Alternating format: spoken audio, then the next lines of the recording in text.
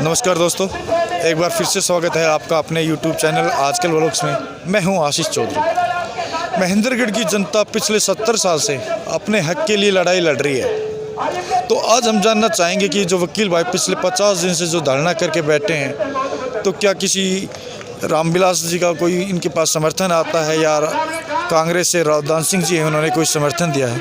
तो नमस्कार करते हैं भाई साहब। तो भाई जी 50 दिन से लंबी लड़ाई, वोट महेंद्रगढ़ की जनता दे के मंत्री भी बनाती है, एमएलए भी बनाती है। तो न तो रामविलास जी आज जनता की लड़ाई लड़ने के लिए रोड पे हैं, न ही रावदान सिंह जी। तो क्या कहना चाहोगे? बस इससे यही प्रतीत होता है, इससे आप लोगों को यही देखने को मिल रहा है कि हमारे नेता, हमारे जो भी मंत्री रह चुके हैं, वो हमारे क्षेत्र की समस्याओं के प्रति कितने गंभीर हैं। अगर इस महाजाम के अंदर भी वो लोग नहीं आए तो इससे बड़ी दुख की बात महेंद्रगढ़ के लिए क्या होगी। तो सर, हमने गांव में काफ़ी लोगों से बात करने की कोशिश की, तो वहाँ से एक आवाज़ उठ रही है कि या तो इस रोड से कोई समर्थन निकल जाता, समाधान निकलता है, या इसके बाद क्यों न हम उन नेताओं का घरों का घेराव किया जाए। देखो, नेता के घरों का घेराव ही नहीं, मैं तो यही कह रहा हूँ कि सीएम खट्टर का जो हेलीकॉप्टर कलौदा गांव में पिछली बार नहीं उतरने दिया, आज से 2-3 दिन पहले कैमला गांव में, तो यही हाल हमें सीएम खट्टर साहब के साथ भी करना पड़ेगा। हमारे जो स्थानीय नेता हैं, जो मंत्री रह चुके हैं, उन लोगों के साथ भी हमें ये करना पड़ेगा कि वो लोग भी घर से बाहर ना निकल पाए। सर, ये हमारे एरिया का दुर्भाग्य कहें या कुछ भी कह लो, जो किसान इतने दिन से आंदोलन में बैठे हैं, उसके बावजूद खट्टर की कहीं रैली नहीं होती, अपने नारनौल में कर जाते हैं वो। देखिए, खट्टर सरकार को नारनौल, नांगल चौधरी, करनाल इन्हीं एरियो से प्यार है। महेंद्रगढ़ से प्यार यूँ नहीं है, क्योंकि जो हमारे पहले के यहाँ पे मंत्री रह चुके हैं, उन लोगों ने कभी महेंद्रगढ़ की आवश्यकताओं को, महेंद्रगढ़ के जो चीज़ उनको चाहिए, उनका कभी मुद्दा उन्होंने उठाया ही नहीं। अगर मैं यही बात बता रहा हूँ कि अगर बच्चा नहीं रोगा तो माँ भी उसको दूध नहीं पिलाएगी ना। हमारे यहाँ पे पहले ऐसे मंत्री रह चुके हैं कि जो लोग हमारे क्षेत्र की समस्या नहीं उठा पाए, तो उसमें खट्टर साहब का क्या दोष। खट्टर साहब अभी समझ रहे हैं, ठीक है, कि भाई देख रहे हैं कि हाँ भाई महेंद्रगढ़ में ये मूलभूत सुविधा, ये इनका अधिकार है, ये ज़रूर होना चाहिए। तो सर जी, वकील अपने जो 50 दिन से आंदोलन कर रहे हैं, तो गांव में भी घूम रहे हैं, सोशल एक्टिविटी भी काफ़ी की है लोगों को जागरूक करने के लिए, तो सरकार को कहीं ना कहीं इस चीज़ का पता नहीं चला? नहीं, सरकार के जैसे जो आपको पता है कि सरकार के सीआईडी के रूप में यहाँ पे जो कार्य वो होते हैं लोग, उन लोगों ने एक एक बात सरकार को पहुँचा दी है। लेकिन सरकार भी यही सोचती है कि चाहे वो किसी प्रकार का आंदोलन हो, कोई भी सरकार हो, सरकार 5 दिन, 10 दिन, 15 दिन, 20 दिन यही देखते हैं कि ये लोग अपने आप उखड़ जाएंगे। जब नहीं होगा फिर सरकार थोड़ा बहुत बल का प्रयोग करती है, और फिर भी हम ना तो बल से झुकेंगे ना गोली से झुकेंगे। हम इस बार ये पक्का निश्चय करके आए हैं, चाहे हमें अपनी जान देनी पड़े, अपना खून बहाना पड़े। कोई भी धरना होता है वो पहले दिन तो शांति प्रिय ही होता है जी। तो हम देख रहे थे कि यहाँ पे काफ़ी तादाद में पुलिस फोर्स उतारी गई है, आंसू गैस की गोले दागने के लिए मशीन। तो क्या सरकार पहले से आंदोलन दबाने की नीति अपना रही है? नहीं, देखिए, सरकार तो यही चाहती है कि आंदोलन के उसके सरकार में 5 साल के सरकार में ना तो किसी भी क्षेत्र में कोई आंदोलन पनपे, और ना वो आंदोलन अगर पनप भी गया तो वो कोई बड़ा रूप ना ले। लेकिन हम चाहे यहाँ पे पुलिस फोर्स हो, या चाहे पे बीएसएफ आ जाए, या आंसू गैस के गोले हो, या हैंड ग्रेनेड सरकार हम पे फेंक दे, हम फिर भी जिला मुख्यालय की लड़ाई लड़ेंगे। जैसा मैंने आपको बताया, हम अपने प्राण महेंद्रगढ़ भूमि के लिए जिला मुख्यालय नौछावर कर सकते हैं। और सरकार, खट्टर सरकार से ये अपील है कि जितनी जल्दी हमारी मांगों को समझ ले, हमारा जिला मुख्यालय हमें वापस कर दे, इससे बड़ी कोई बात नहीं।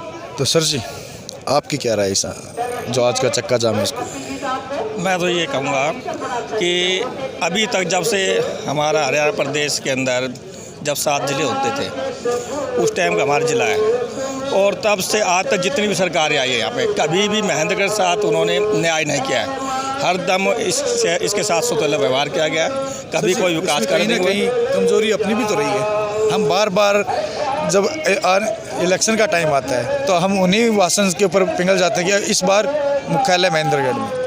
नहीं, ऐसा है ना सर, जैसे जो भी हमारे जो नेता भी बने हैं, जैसे हमारे पहले रामविलास शर्मा जी थे, फिर रावदान सिंह जी हुए, तो अभी तक जनता को अल्टरनेट मिल नहीं पाया। तो जनता किसी ना एक को तो देगी, किसी ना किसी। फिर भी नहीं, नोटा का ऑप्शन भी दे रखा है ना सरकार ने। नहीं, नोटा का करने से कोई फ़ायदा नहीं है। जैसे जनता तो ये समझती है जिसकी सरकार आती है, मान लो जैसे कि पीछे हमें रामविलास शर्मा जी जीते, तो हमें लगा कि सीएम सिटी बनेगा और उससे महेंद्रगढ़ का विकास हो पाएगा, लेकिन वो नहीं बन पाई। आप वकील हैं? नहीं। तो क्या काम नागरिक है। क्या काम करते हैं? मैं स्कूल चलाता हूँ। स्कूल चलाते हैं, टीचर। तो सर, लोकतंत्र में पहली बार हमने इस सरकार में ऐसा देखा है जब SYL का मुद्दा उठाया किसान आंदोलन को ख़त्म करने के लिए, तो सर सुप्रीम कोर्ट से ऑर्डर आ रखा है कि आप SYL का पानी हरियाणा को मिलेगा, और बीजेपी की सरकार केंद्र में भी है, स्टेट लेवल पे भी है। फिर वो आंदोलन जो उन्होंने SYL के लिए किया, वो किसके खिलाफ किया? नहीं, वो तो किसानों के खिलाफ किया उन्होंने। किसान पानी थोड़ी ना ला के देगा SYL। हाँ, वो किसान नहीं ला के देगा, लेकिन उन्होंने एक इसको डाइवर्ट करने की कोशिश की कि इस आंदोलन को डाइवर्ट किया जाए। इसके हमें जो हरियाणा के जो किसान है, इसके जो दक्षिण हरियाणा किसान मेनली, मैंने जो 27 साल में देखा है वो यही होता था, कोई आंदोलन करता था वो रोड रोकते थे। पहली बार सरकार रोड रोक रही है लोगों को। बिल्कुल ये सरकार की नाकामी है ना इस चीज़ के लिए, तो सरकार की पूरी तरह नाकामी है।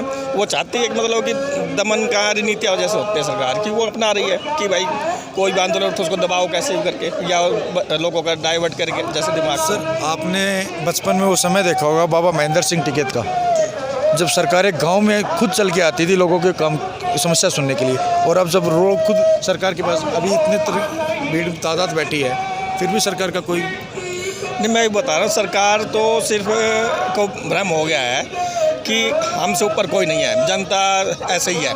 ये किसान है या जो भी आंदोलनकारी है, इनको हम दबा सकते हैं, इनको थोड़ा सा किसी भी कोई भी दबाव डाल के इनका आंदोलन को हटा सकते हैं। तो लेकिन इनको समझना पड़ेगा कभी कि जनता इतने सर छोटे से शब्दों में, आज जो रोड जाम किया है, यहाँ से अगर कोई हल नहीं निकलता है तो अगली रणनीति महेंद्रगढ़ की जनता क्या अपनाएगी? अगली रणनीति तो यही है कि अनिश्चितकालीन रोड जाम होंगे चारों ओर से, और जितने भी जो हमारे नेतागण है अब इनके बहिष्कार किया जाएगा।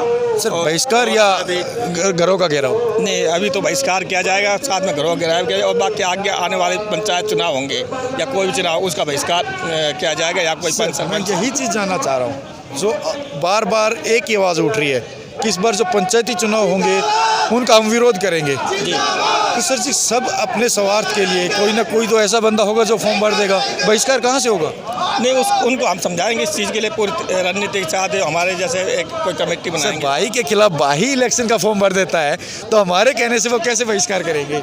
नहीं, ये तो उनको समझना पड़ेगा। इस क्षेत्र की जनता को अपने अधिकारों की लड़ाई के लिए इस चीज़ को लड़ना ही पड़ेगा। पूरा विश्वास है कि कामयाब हो जाएगा? बिल्कुल कामयाब होगा। तो अभी आप देख रहे थे हमारे साथ महेंद्रगढ़ की जनता से हमने जो सवाल किए थे कि क्या आंदोलन सक्सेसफुल हो पाएगा, आगे की रणनीति क्या रहेगी, तो आप लोग ज़्यादा से ज़्यादा अपने कमेंट करें, वीडियो को शेयर करें, और कमेंट में अपनी क्वेश्चन है जो भी आपके यहाँ की जनता से जो भी आप पूछना चाह रहे हैं वो भी शेयर करें, ताकि हम वो आपके क्वेश्चन जनता तक पहुँचा पाएँ। जय जवान, जय किसान, जय हिंद।